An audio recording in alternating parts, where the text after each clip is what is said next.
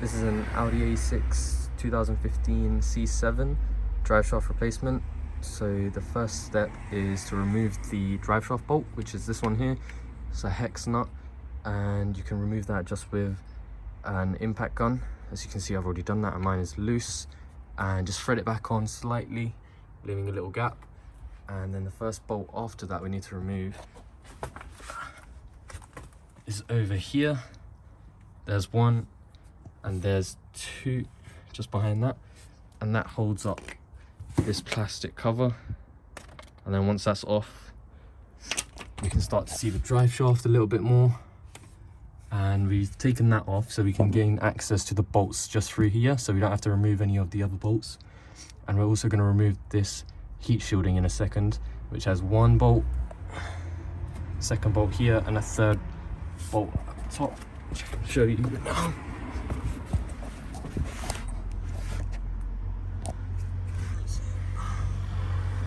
There you can see that third bolt. We just need to remove that so we can gain access to the driveshaft bolts a lot easier. Okay, so once those bolts have been removed, you can just take off the heat shielding like so, and that should fall out, and we can just leave that on the side, keeping everything neat and organized.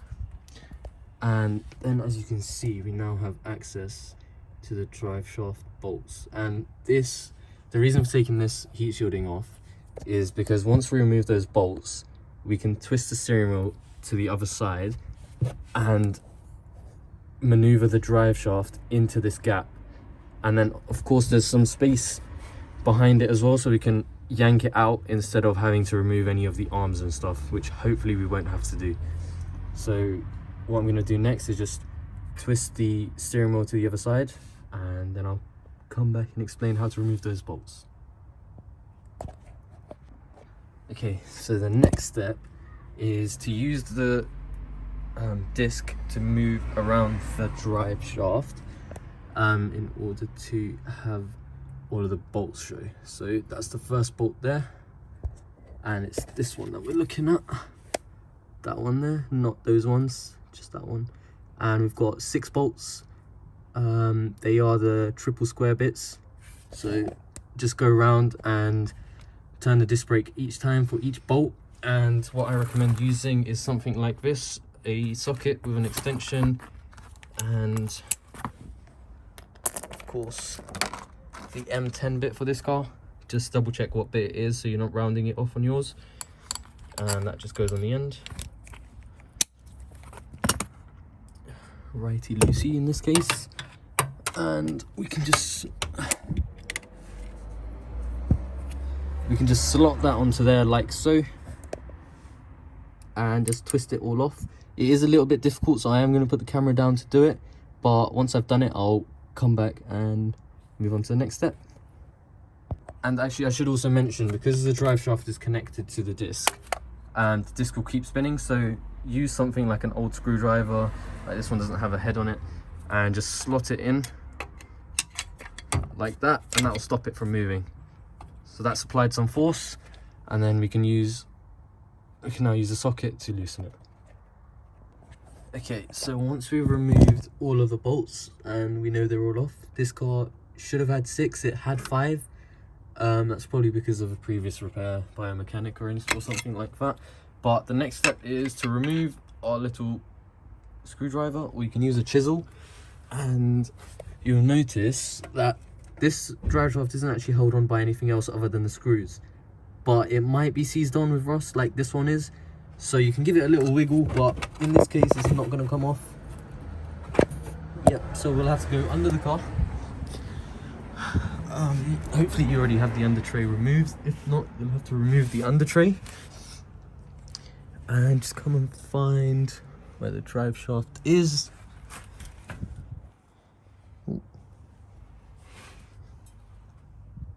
Ooh.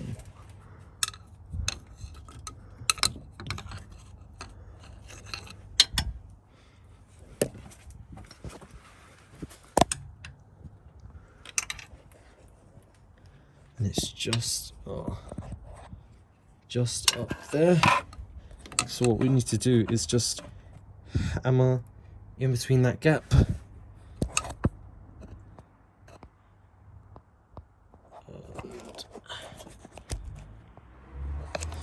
And yeah, so just put the screwdriver or chisel just there and then hammer it from the back with a hammer and it should come loose.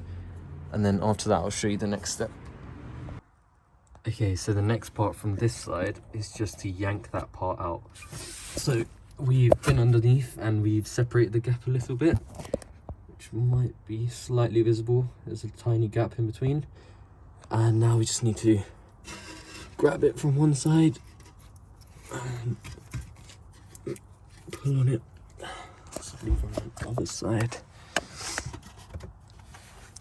And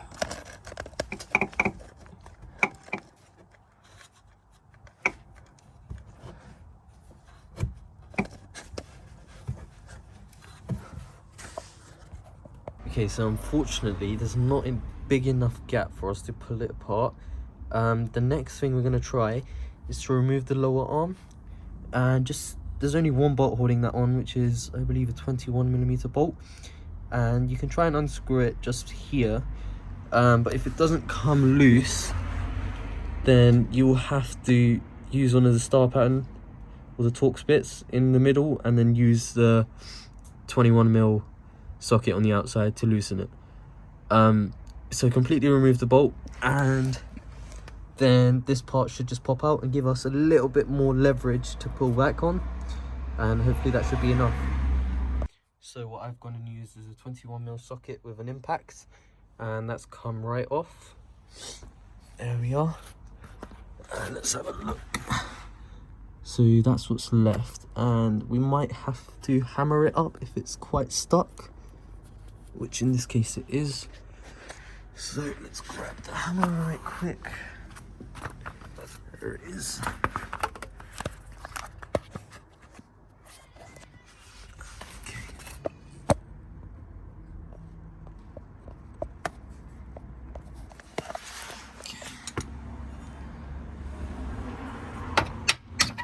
There we are. That's all the leverage we should need. So that's popped up. We don't need to move out of the way, it's just on top. We can put that back in straight after. So after that's been done, we should hopefully have a little bit more luck removing this. So let's try it again.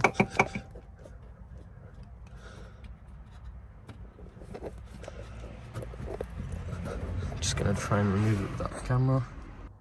Okay guys, so I found the reason as to why it wasn't coming off, and that is because of now what is the gap between those two parts. So that's the drive shaft there, that's now on that side, and up here is the bit that it joins to. So now they obviously have a gap between them because I've chiseled it out, but before those two parts were joined, and I'm assuming the rust has like become really difficult to remove apart from them. So what I just had to do is put the screwdriver in between the join, and I found the join by moving the disc. The joins are exactly in the same spot as where the screw holes are, so if you line it up to where a screw hole is, you'll find the join that you can put a screwdriver in between and hammer it from the back and separate it. Okay, so next step is hopefully this should just come right out. Yep. So that will come out towards the left. We can just try and push that back in. That will come out towards the left as such, and that's why we removed that shield before. Just make sure not to rip the CB boot or anything, and be careful. And we can actually remove the bolt now, because we're going to slide the drive shaft out and back into that slot. And then that will allow us to have removed the drive shaft without having to dismantle too many major components. So if we grab this side like so and slide the drive shaft back,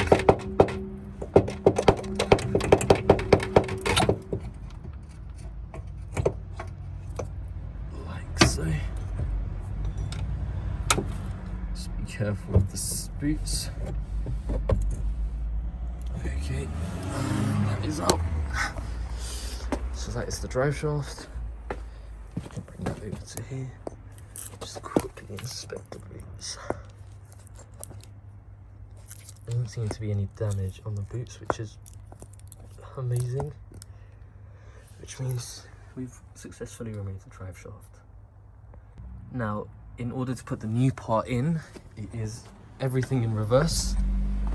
So start with the drive shaft, make sure to put some grease on the front fitting. Even though there is grease on the inside, usually it's not enough to come out and cover the entire shaft here.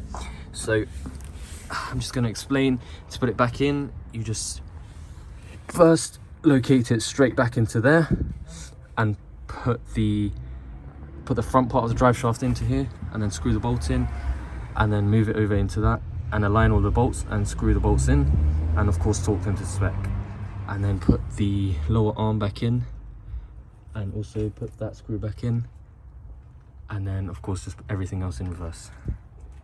And also just make sure to grease up the bolt as well when you're screwing it back in to hold it in place, before you put back those screws there. Otherwise this will just slide back off.